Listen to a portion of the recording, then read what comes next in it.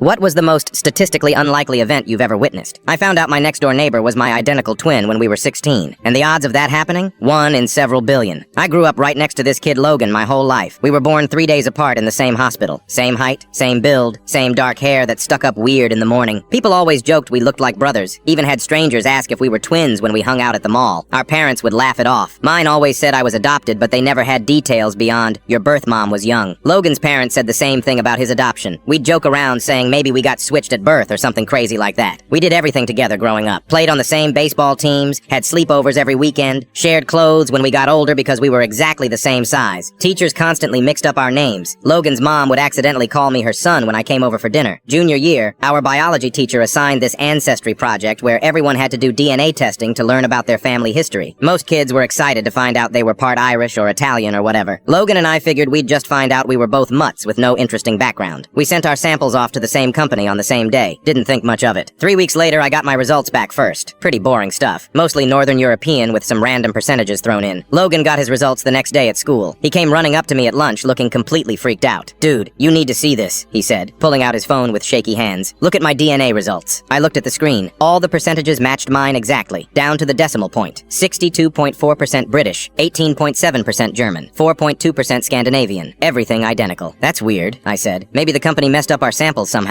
But then Logan scrolled down to the relative matches section. Right at the top, with a 99.99% DNA match, was my name. Not cousin, not half-sibling. The system listed me as his identical twin. We just stared at each other for like 5 full minutes in the cafeteria. Kids were walking past us, talking and laughing, and we're sitting there having our minds completely blown. Logan was the first to speak. "We need to tell our parents." That afternoon, both sets of parents met in Logan's living room. My mom and dad on one side, his parents on the other, with Logan and me sitting between them looking shell-shocked. My mom pulled up both our DNA results on her tablet, showing everyone the identical match. Logan's dad turned completely white. His mom started crying. "This isn't possible," my dad kept saying. "We were told it was a single-child adoption, closed records, no other family." Logan's mom was shaking her head. "They told us the exact same thing. One baby, no siblings, birth mother wanted complete privacy." That's when my mom called the hospital where we were both born. Took 3 different people and 2 supervisors before someone finally agreed to pull the old records. Turns out the hospital had 2 adoption cases that same week 16 years ago. Same adoption agency handling both. According to the supervisor who called us back, there was a clerical error in the paperwork processing. The birth mother had twins. She'd specifically requested they be placed together with one family, but somehow the paperwork got mixed up. One twin went to the family requesting a baby boy in the suburban house on Maple Street. The other twin went to the different family requesting a baby boy in the suburban house right next door on Maple Street. Nobody ever double-checked the addresses. Nobody noticed 2 babies with matching birth dates and biological markers going to houses literally 50 feet apart. Logan and I had spent our entire lives as neighbors when we were supposed to be raised as brothers.